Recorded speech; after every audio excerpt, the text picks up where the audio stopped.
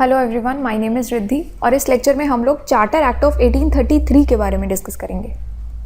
This act is very important because ये act के through British India में centralisation का ये फाइनल स्टेप होता है, ये एक्ट चार्टर एक्ट ऑफ 1833।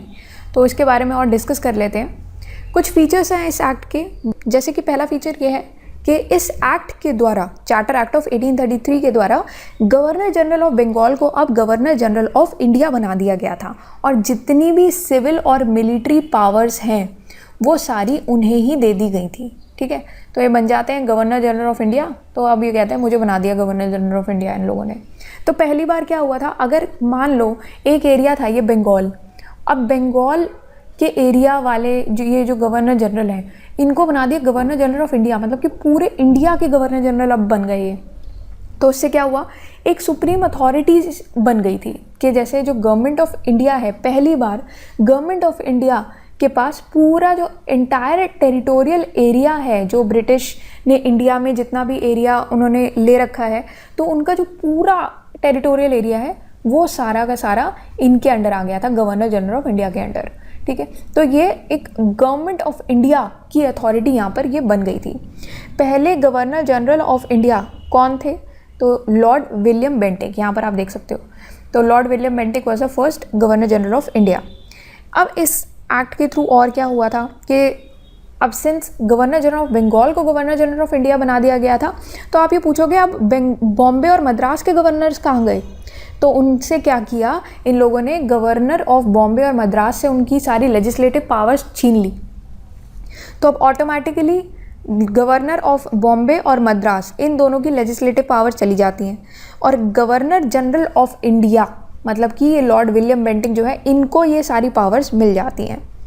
तो अभी जितना भी लेजिस्लेटिव पावर्स हैं पूरे ब्रिटिश इंडिया की, वो सारी चली जाती हैं किसके पास, गवर्नर जनरल ऑफ इंडिया के पास। तो उनके पास ये एक्सक्लूसिव लेजिस्लेटिव पावर्स होती हैं। तो अब इस एक्ट के आने के बाद जितने भी पुराने एक्ट्स थे उनको, तो उनके अंडर जितने भी लॉज बने थे उनको तो कह दिया गया रेगुलेशंस, और इस एक्ट के द्वारा जितने भी इस एक्ट में लॉ बने उनको कह दिया गया था एक्ट्स। ठीक है, तो उनको एक्ट्स कहा जाने लगा। तो ये एक मेजर चेंज आया था। साथ में अब जितनी भी ईस्ट इंडिया कंपनी की एक्टिविटीज़ थी एज अ कमर्शियल बॉडी, तो वो सारी तो ख़त्म कर दी गई, एंड हो गई। ईस्ट इंडिया कंपनी अभी तक कमर्शियल बॉडी की तरह काम कर रही थी, तो जितनी भी एक्टिविटीज़ ईस्ट इंडिया कंपनी कर रही थी कमर्शियल बॉडी की तरह, वो सारी ख़त्म हो गई और अब ईस्ट इंडिया कंपनी एक प्योरली एडमिनिस्ट्रेटिव बॉडी हो गई थी। ठीक है, कि अब आप ये नहीं है कि आपके ट्रेड वगैरह भी चल रहे हैं, यहाँ से भी वहाँ से भी ट्रेड चल रहे हैं, कमर्शियल बॉडी आप तो पूरे मतलब क्योंकि आई ही ईस्ट इंडिया कंपनी ट्रेड करने थी, तो एडमिनिस्ट्रेशन का तो उन्होंने इतना सोचा भी नहीं था। उनका मेन पर्पस क्या था कि ट्रेड करते हैं, आके यहाँ पर हम लोग अपना काम वाम करेंगे, अपनी कंपनी को बढ़ाएंगे और चले जाएंगे।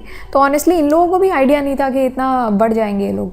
ठीक है, पॉलिटिक्स में आ जाएंगे और एडमिनिस्ट्रेशन करने लगेंगे, पूरे इंडिया को ये लोग रूल करने लगेंगे, ये सब आइडिया नहीं था। तो पर इस एक्ट के थ्रू क्या हुआ, 1833 चार्टर एक्ट के थ्रू इन लोगों ने अब ईस्ट इंडिया कंपनी पूरी प्योरली एडमिनिस्ट्रेटिव बॉडी बन गई। अब जितनी भी कंपनीज़ की टेरिटरीज थी इंडिया में, they were held by it in trust for his majesty, his heirs and successors. ठीक है, तो जितनी भी कंपनी की टेरिटरीज थी इंडिया में, अब वो इस तरीके से मतलब इनके अंडर आ गई थी, प्योरली एडमिनिस्ट्रेशन के अंडर आ गई थी। साथ में नेक्स्ट इंपॉर्टेंट चीज़ जो आती है, जो आपको ध्यान में रखनी है, एग्जाम पॉइंट ऑफ व्यू से भी इम्पॉर्टेंट है, कि चार्टर एक्ट ऑफ 1833 के थ्रू एक system of open competition start हो गया था, इंट्रोड्यूस हो गया था, कि हम सिविल सर्वेंट जो है उनके सिलेक्शन के लिए ये ओपन कंपटीशन का सिस्टम जो है वो स्टार्ट कर रहे हैं। तो इसके थ्रू ये भी कहा गया कि जितने भी जैसे सिलेक्शन होता है सिविल सर्वेंट का, तो उसमें इंडियंस को भी ऐसे मना नहीं करना चाहिए, तो इंडियंस को भी पूरा पार्टिसिपेशन करने का अपना मौका मिलना चाहिए।